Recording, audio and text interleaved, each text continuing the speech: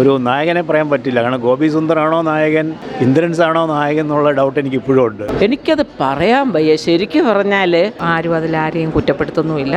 പക്ഷെ നല്ല രീതിയിൽ എടുത്തിട്ടുണ്ട്. I am surprised.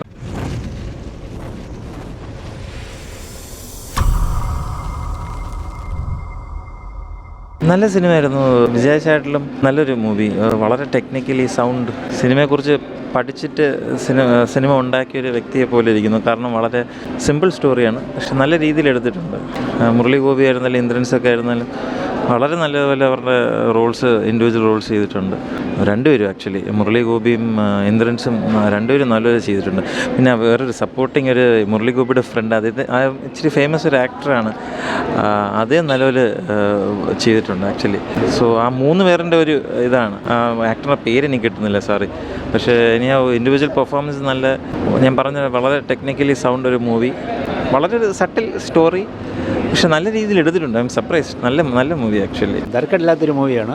അതിനകത്ത് നായകൻ ആരാന്ന് ചോദിച്ചു കഴിഞ്ഞാൽ നമുക്ക് വ്യക്തമായിട്ട് ഒരു നായകനെ പറയാൻ പറ്റില്ല. കാരണം ഗോപി സുന്ദറാണോ നായകൻ, ഇന്ദ്രൻസ് ആണോ നായകൻ എന്നുള്ള ഡൗട്ട് എനിക്ക് ഇപ്പോഴും ഉണ്ട്. കാരണം ബോത്ത് ആർ ഈക്വലി ഗുഡ്.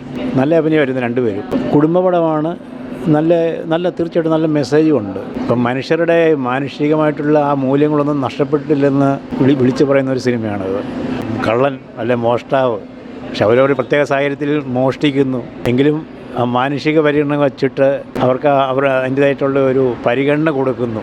അത്തരത്തിലുള്ളൊരു നല്ലൊരു മെസ്സേജാണ് അത്. നല്ല സിനിമയായിരുന്നു. ആദ്യം മുതൽ അവസാനം വരെ നല്ല സിനിമ. നല്ലതായിട്ട് എടുത്തേക്കുന്നു.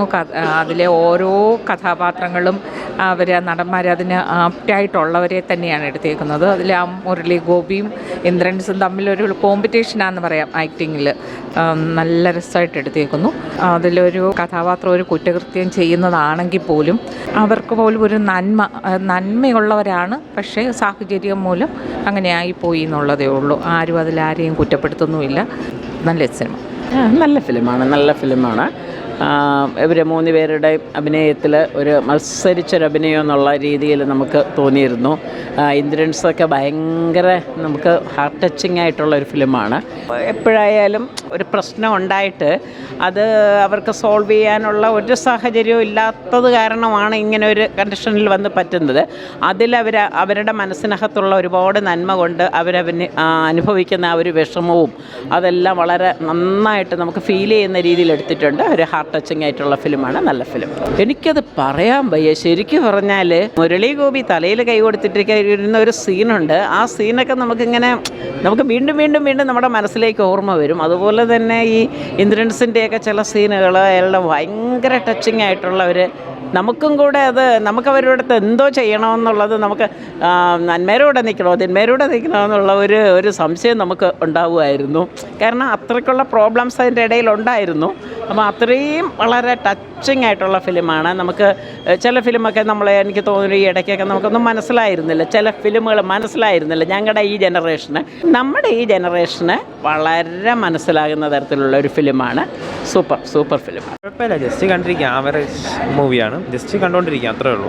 അഭിനയം കൊള്ളായിരുന്നു, ഇഷ്ടപ്പെട്ടു. പക്ഷേ എൻ്റെ മേക്കിംഗ് കുറച്ച് ലേഗ് ഉണ്ടായിരുന്നു പടത്തിൽ. അത്ര വേറെ കുഴപ്പമൊന്നും തോന്നിയില്ല. കടന്നു എൻട്രൻസ് കൊള്ളായിരുന്നു. ഏറ്റവും കൂടുതൽ എനിക്ക് ഇഷ്ടപ്പെട്ടതെന്ന് പറയുമ്പം ഇതിൽ സോങ്സ് ഇഷ്ടപ്പെട്ടായിരുന്നു. വേറെ അങ്ങനെ പ്രത്യേകിച്ച് പറയാനായിട്ടൊന്നുമില്ല. അങ്ങനെയൊന്നുമില്ല, ജസ്റ്റ് കണ്ടിരിക്കുക, അത്രേ ഉള്ളൂ. അങ്ങനെ സ്കോർ ചെയ്യാൻ അങ്ങനെ എല്ലാവരും ഓക്കെ ആയിരുന്നു.